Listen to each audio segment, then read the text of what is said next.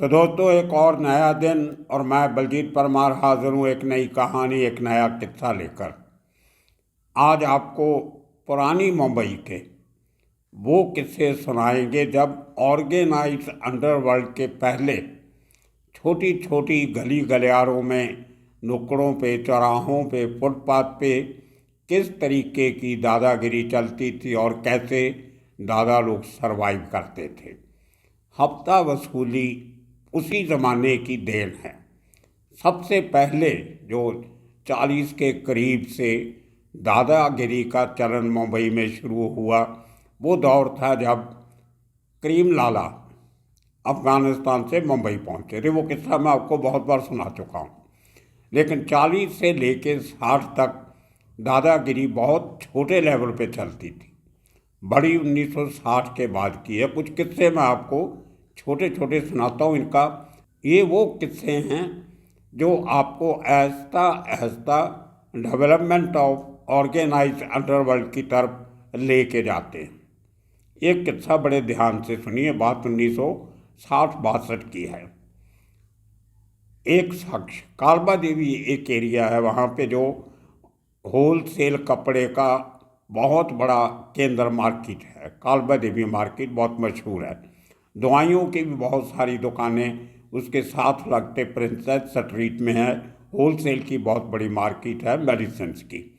उसके साथ एक इलाका लगता है जावेरी बाज़ार, जहाँ पर मुंबई का सबसे बड़ा सोना चांदी और हीरों का व्यापार हुआ करता था उस ज़माने में। तो ये बड़े बिजी कमर्शियली पैसे वाले लोगों का एरिया था।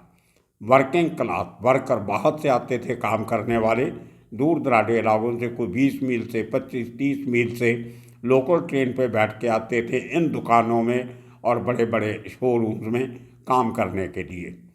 तो वो ज़माना नहीं था जब रेस्टोरेंट में खाना खाना एक प्रिविलेज हुआ करती थी। सस्ता खाना आपको आज की तरह फुटपाथ पे ही मिलता था और उसमें स्टेपल डाइट हुआ करती थी मुंबई की फेमस डिश वड़ा पाव। आलू पोटैटो से एक छोटा सा लड्डू की तरह बेसन डाल के चीज़ बनती है और उसको एक जो राउंड ब्रेड होती है जिसको पाव कहते हैं मुंबई की भाषा में, उसके अंदर कट करके थोड़ा लाल मिर्ची का मसाला या हरी चटनी, पुदीने की चटनी जिसको कहते हैं, वो लगा के उसमें वो आलू की टिक्की जो गोल होती थी लड्डू की तरह, वो लगा दी जाती थी नमकीन। उसको कहते हैं, आज भी कहते हैं, वड़ा पाव।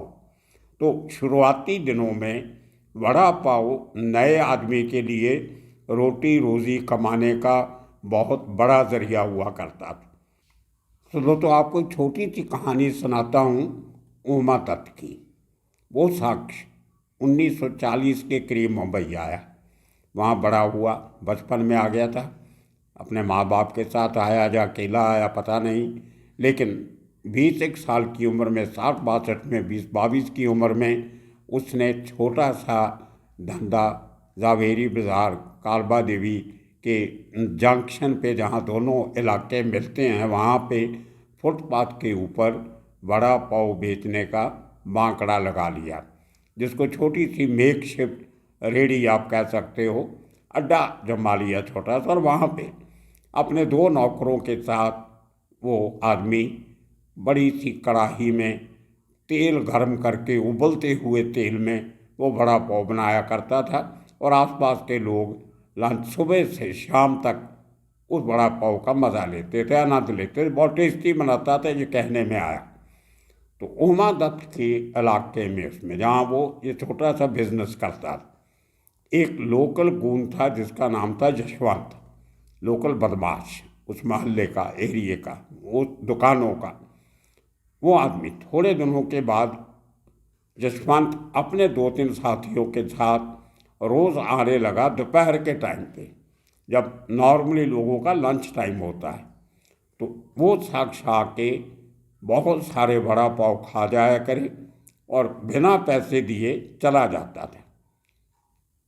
प्रॉब्लम ये थी कि उमा दत्त रोज़ दोपहर में 2-2:30 बजे पूरा काम अपना ख़त्म करके थक के जहाँ नज़दीक रहता था वहाँ 2-3 घंटे आराम करने चला जाता था, अपने घर में खाना खाना और 1-1.5 घंटा उसके बाद सो के आराम करना, फिर शाम को 5 बजे आ जाता था।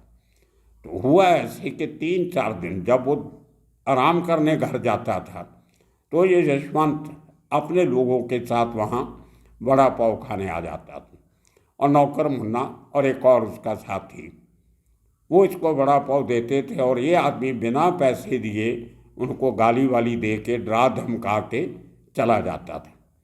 तो एक दिन ऐसा ही हुआ, बहुत दिन हो गए तो मुन्ना को गुस्सा आया कि ये आदमी रोज़ आता है और इतने सारे वड़ा पाव खा जाता है, पैसे दे के नहीं जाता। तो उसने वो पैसे मांग लिए। मांगना बहुत महंगा पड़ा, और यशवंत और उसके साथियों ने मुन्ना की पिटाई कर दी, बहुत बुरी तरह उसको पीटा, नाक से खून, कान से खून निकला। और जब 5 बजे उमा दत्त वापस आता है तो उसकी हालत देख के पूछता है कि हुआ क्या, वो पूरी कहानी सुनाता है। तो उमा दत्त को बहुत गुस्सा आता है, बुरा लगता है कि पहले क्यों नहीं बताया इतने दिन, अब उसको आदत पड़ गई फ्री के खाने की। खैर दूसरे दिन उमा दत्त घर नहीं गया, वो यशवंत की उड़ीक करने लगा, उसकी वेट करने लगा कि आ जाएगा तो उसको पूछेंगे। वही हुआ, 3-3:30 बजे यशवंत अपने उन्हीं साथियों के साथ फिर आ गया। और यशवंत का ये काम पूरे इलाके में चलता, तो उस ज़माने में वो अपनी जेब में एक रामपुरी चाकू भी रखा करता था, और उस चाकू से सब डरते थे। कई लोगों को वो जख्मी कर चुका था अपनी दहशत फैलाने के लिए। तो वही हुआ, 3:30 बजे आया, 15-20 पाव सब लोग मिलके खा गए। जब जाने लगे, उठ के चल पड़े, तो उमा दत्त ने आवाज़ लगाई कि पैसे कौन देगा। और ये बात यशवंत को बहुत बुरी लगी कि इसकी हिम्मत कैसे हुई, कल इसके नौकर की हमने पिटाई की थी, आज मालिक खुद पैसे मांग रहा है। तो उसको बताया कि तुम्हारा मार खाने का इरादा है क्या। तो इस बहस के बाद यशवंत ने उमा दत्त के नाक पे मारा, ऊसा मारा, जिसको थप्पड़ कह लो कुछ कहो, और उसका जवाब भी उसी भाषा में उमा दत्त ने दिया। उसने उससे ज़बरदस्ती थप्पड़ यशवंत के मुंह पे जड़ दिया, और इतनी ताकत से मारा कि यशवंत हिल गया। गुस्से में उसने पर रामपुरी चाकू निकाला और उमा दत्त पे हमला करने के लिए आगे बढ़ा। और तभी पता नहीं उमा दत्त के दिमाग में क्या आया, उसने वो बड़ा पाव बनाने वाली, तलने वाली कढ़ाई जिसमें गर्म तेल था वो उठाई, और आगे बढ़ते हुए यशवंत के ऊपर बड़े ज़ोर से मारी। वो गर्म तेल जब उसके शरीर पे लगा, और वो बड़ी कढ़ाई का जो इम्पैक्ट था, जो ज़ोर था, उससे काफ़ी दूर जाके यशवंत को गिरना पड़ा। और वो दर्द से करा रहा था, रो रहा था, चीख रहा था। गर्म तेल उसके आधे शरीर पे जल चुका था, और लोग उसको उठा के ज़बरदस्ती उसके साथ ही लेके उसको हॉस्पिटल लेके चले गए। किसी ने पुलिस को इन्फॉर्म कर दिया। थोड़ी देर के बाद लोकल कॉप्स आ जाते हैं, लोकल पुलिस वाले आ जाते हैं। अब उमा दत्त का दिमाग चला, उसने पुलिस वालों को पूरी कहानी बताई, और अच्छे खासे पैसे, उस ज़माने में 20-25-30 रुपये जितने उसके पास पड़े थे गले में, सब पुलिस वालों को दे दिए कि साहब ये बात है, इतने दिनों से हमें परेशान कर रहा था, आज मैं उसको नहीं मारता तो वो चाकू से मुझे मार देता, तो आप आगे से हमारा ख्याल रखिए, ये पैसे आप ले जाइए, और मुझे किसी तरीके से इस केस में इन्वॉल्व मत करना। वही हुआ जो होना चाहिए था। यशवंत डर गया, पहले तो काफ़ी दिन बीमार रहा, इलाज करवाता रहा, और बाद में पुलिस वालों ने जब उसने देखा कि कोई एक्शन नहीं लिया, तो वो समझ गया कि अभी उमा दत्त की और पुलिस वालों की साठ-गांठ हो गई है। और उस इलाके में यशवंत की जगह उमा दत्त का नाम काफ़ी बढ़ गया। लोग उसकी तरफ इज्जत से देखने लगे, छोटे मोटे मसले अपने लेके उमा दत्त के पास आने लगे। उसका वड़ा पाव भी बिकने लगा, और उसके साथ एक चाय की दुकान थी, उसका काम भी काफ़ी बढ़ने लगा। तो खैर इस किस्म की कहानियाँ उस समय के मुंबई में आम तौर पे होती रहती थी, जो आगे चल के बढ़ते बढ़ते बढ़ते अंडरवर्ल्ड तक पहुंचती रही। इस किस्म के लोग जब बड़े गैंग पैदा हुए मुंबई में, उस इलाके में जो बाईखला गैंग पैदा हुआ उसमें काफ़ी सारे लोग चले गए। उसके बाद जो शैटी गैंग्स का शुरुआत होती है उन इलाकों में, कुछ लोग उनके साथ मिल गए, कुछ उसके बाद में अरुण गवली और अमर नायक के साथ मिल गए, कुछ रमा नायक के साथ, कुछ बाबू रेशम के साथ। इसी तरह से इन यंगस्टर्स का जो मुंबई में अपने पैर जमाने के लिए, उस ज़माने में मुंबई को बॉम्बे कहा जाता था। मुंबई तो नाम 1996 में पड़ा है, जब असेंबली ने एक रेजोल्यूशन पास किया कि बॉम्बे की जगह उस शहर का नाम मुंबई रखा जाए। मुंबई की जो सरप्रस्त गॉडेस है, जो देवी है, वो मुंबा देवी है, तो मुंबा देवी के नाम से इसका नाम मुंबई डाला गया। और जो लोकल लोग थे वो तो शुरू से ही अपने आप को मुंबई कार कहते थे, और बाहर के लोग जो आते थे वो उनको ना मुंबई कहते थे ना बॉम्बे कहते थे, वो बम्बई कहा करते थे, मुंबई वाला। तो ये 3-4 नाम सामने आते थे। आज पूरे शहर के हर कागज़ों में जो नाम है ऑफिशियल वो मुंबई है।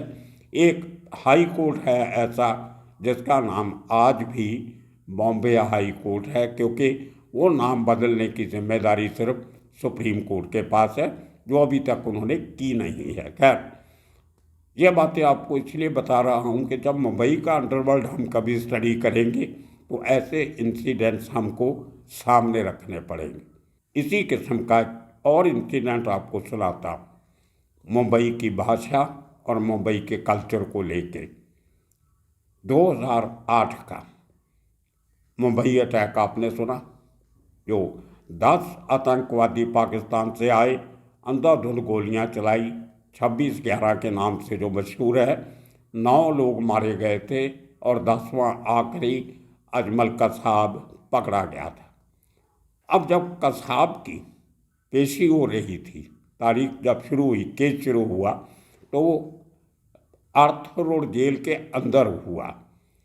ये हाई प्रोफाइल केस था और इतने बड़े केस का अकेला वो आदमी एक्यूज जिंदा पकड़ा गया था, जिसको शहीद ऊंबले, तुक्काराम ऊंबले ने पकड़ा था, अपनी जान गंवा के बहुत बहादुरी से इसको पकड़ा, जिंदा पकड़ा।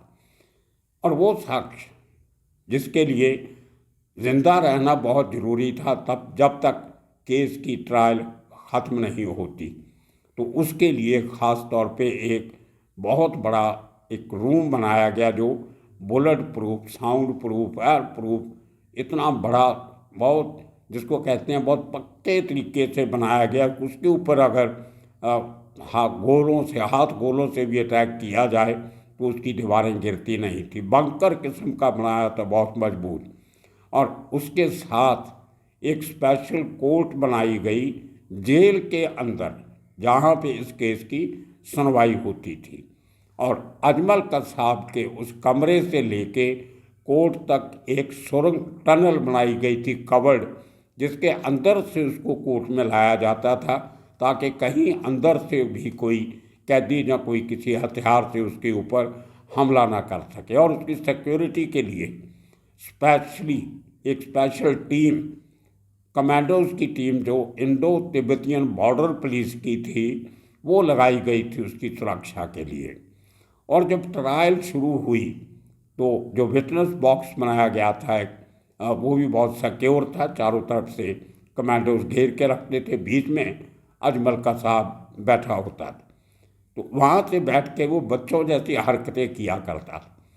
अब उसके वकील और दूसरे आरोपियों के वकील, वो सब जब बहस करते थे तो ये आदमी कभी हंसने लग जाता था, कभी बंदर जैसा चेहरा बनाता था, तो कभी इस किस्म की बातें करता था।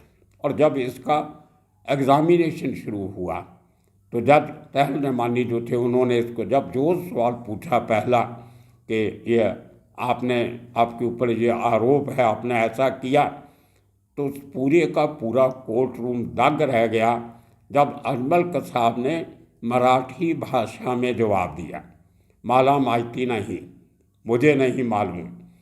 दूसरा सवाल किया गया, उसका जवाब दिया, मी बागेतला नहीं, कि मैंने इसके बारे में मुझे कोई नॉलेज नहीं है।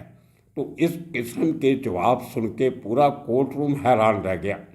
और बाद में जो इसके इंक्वायरी ऑफिसर थे, जो वहाँ की जो जेलर थी श्रीमती साथे, जो जेल सुपरिटेंडेंट थी उस जेल की, उन्होंने बाद में जब कॉन्फिडेंस से अजमल का साहब को पूछा कि तुमने ये मराठी कहाँ से सीखी, तुम्हारे साथ तो यहाँ कोई परिंदा भी बात नहीं कर सकता, बंदे की बात तो बहुत दूर है। तो उसने बहुत चौंकाने वाला खुलासा किया। उसने कहा कि जब पाकिस्तान में उसको ट्रेनिंग दी जा रही थी मुंबई जाके हमला करने की, तो वहाँ पे उसका जो हैंडलर था, उसका नाम तो कुछ और था, लेकिन जो उसने नाम रखा हुआ था वो था अबू जुंदाल। अबू जुंदाल वो शख्स था जो बेसिकली महाराष्ट्र के बीड़ जिले का रहने वाला था, और वहाँ से वो भाग के पाकिस्तान गया था और आईएस के साथ मिलके इस किस्म के हमलों को अंजाम देता था, पाकिस्तान की खुफिया एजेंसी के साथ मिलके। तो उस आदमी ने सब लोगों को कुछ टिपिकल महाराष्ट्रियन मराठी के फिक्रे सिखाए थे कि जब आप जाओगे कहीं, आपको कोई सवाल पूछे, कुछ करे, तो आपने क्या जवाब देने हैं। वो सिखाए तो इसलिए गए थे कि हमले के पहले जब आप जाओगे कहीं, पुलिस की नाकाबंदी हुई, कुछ हुआ, तो आप मराठी बोलोगे तो आपके ऊपर कोई शक नहीं करेगा। अब देखिए कितनी बड़ी तैयारी करके रखी थी पाकिस्तान की आईएसआई ने।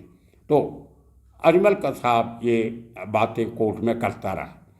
उसके बाद जब उसको जो रमेश महाले, जो क्राइम ब्रांच के ऑफिसर थे, वो उनके बात करते थे, कभी उनके साथ उसका रेपो भी हो गया था, क्योंकि जब से उसको पकड़ा था तो 2 महीने तक वो क्राइम ब्रांच की कस्टडी में था, जब तक जेल के अंदर उसका वो स्पेशल रूम तैयार नहीं हुआ। तो महाले साहब उसको बोलते थे, कभी तेरे को डर नहीं लगता कि तुम्हारे इस गुनाह के लिए तुम्हें फांसी हो जाएगी? तो बड़ा चौंकाने वाला जवाब अजमल के साहब ने दिया। देखिए, एक अनपढ़ किस्म का आदमी, 21 साल की उम्र, पाकिस्तान से आया और यहाँ पे इतनी नॉलेज रखता था, इतना ब्रेन वॉश का किया हुआ था। जब पूछा गया कि तुम्हें मौत से डर नहीं लगता, तो उस शख्स ने जवाब दिया कि आपका देश और आपका कोर्ट मुझे क्या फांसी देगा? अफजल गुरु को 20 साल हो गए, अभी तक फांसी नहीं हुई। वो फिक्रा भी वो सुन के आया था, और उसके साथ साथ उसका जो हंसने का अंदाज था, वो आदमी इतना क्रूड था, जिसको कह सकते हो आप, इतना दरिंदा किस्म का था। अकेले शख्स ने, उसने, अजमल का साहब ने 66 लोगों को मारा था अपने उस AK-47 से, BT स्टेशन पे और दूसरी जगहों पे।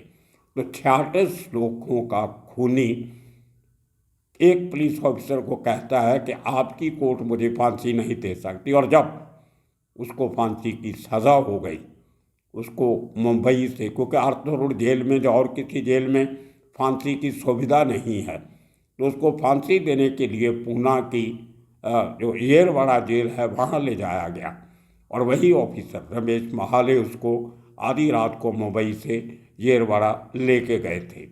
रास्ते में फिर उन्होंने पूछा कि अजमल का साहब, आज का तेरा जो दिन है, रात है, वो आखिरी रात है, तुझे अभी भी डर नहीं लगता? तो कहने लगा, नहीं साहब, आप सही थे, आपने जो कहा था कि मुझे फांसी होगी वो बात सही थी। तो उसने अपने आप को प्रिपेयर कर लिया था।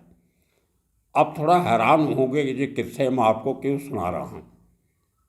उसके बाद ऐसी बातों को, अंडरवर्ल्ड को जब हम लोग कवर करते हैं पत्रकार लोग, तो उनके ऊपर कितना दबाव होता है, कितना प्रेशर होता है, वो सब देखते हुए बहुत से पत्रकारों के ऊपर अटैक भी हुए, कुछ मारे भी गए अंडरवर्ल्ड के हाथों, जिनमें से मैं भी एक था। 97 में मेरे ऊपर भी अटैक हुआ, और जर्नलिस्ट JD को मारा गया जान से, गोलियां मार के, छोटा राजन की तरफ से। मेरे ऊपर भी छोटा राजन ने अटैक किया था, और बहुत से पत्रकारों पे अटैक हुए। मैं आपको ये बातें इसलिए बता रहा हूँ कि मेरे एक मित्र हैं जो क्राइम रिपोर्टर हैं, उनका नाम है जितेंद्र दीक्षित। बहुत सालों से पत्रकारिता करने और क्राइम में महारत हासिल की। आजकल वो ABP न्यूज़ के महाराष्ट्र के एडिटर हैं। मेरे छोटे भाई जैसे हैं, बहुत हमारी तकरीबन रोज़ बात होती है आज भी। उन्होंने एक नई किताब लिखी है, पहले भी लिख चुके हैं किताबें। जो नई किताब लिखी है उसका नाम है बॉम्बे आफ्टर अयोध्या। उस किताब का मकसद ये है कि 92 के जो बाबरी मस्जिद के बाद जो मुंबई में रॉयट्स हुए, दंगे हुए, उसके बाद 93 में ब्लास्ट होते हैं। अयोध्या के उस इंसिडेंट के बाद मुंबई का अंडरवर्ल्ड कैसे बदला, ये सब बातें जो किस्से मैंने आपको सुनाए, ये सब उसी किताब का हिस्सा है। आप में से जो लोग क्राइम, मुंबई के ऑर्गेनाइज क्राइम में रुचि रखते हैं, कुछ और पढ़ना, सुनना, खोजना ज़रूरी समझते हैं, तो आप वो किताब बॉम्बे आफ्टर अयोध्या जितेंद्र दीक्षित की लिखी हुई ज़रूर पढ़ना। और ये अमेज़न पे अवेलेबल है, आप अमेज़न पे जाके इसका ऑर्डर भी कर सकते हो। तो वो किताब में पेज नंबर 97 पे बाकी पत्रकारों के साथ जिनके ऊपर अटैक हुआ था, उसमें कुछ 6-7 पेज की कहानियाँ लिखी हुई हैं। 97 पेज पे जो मेरे साथ इंसिडेंट हुआ था उसका भी जिक्र जितेंद्र दीक्षित ने किया है। तो क्राइम के जो चाहने वाले, क्राइम की जो स्टूडेंट हैं, जो अंडरवर्ल्ड की गतिविधियों को और खूबी से नज़दीक से जानना चाहते हैं, वो इस किताब से पढ़ के काफ़ी कुछ नई बातें सीख सकते हैं। तो आने वाले दिनों में दोस्तों और से कहानियाँ लेके फिर हाजिर होंगे। तब तक आपका सबका शुक्रिया, धन्यवाद।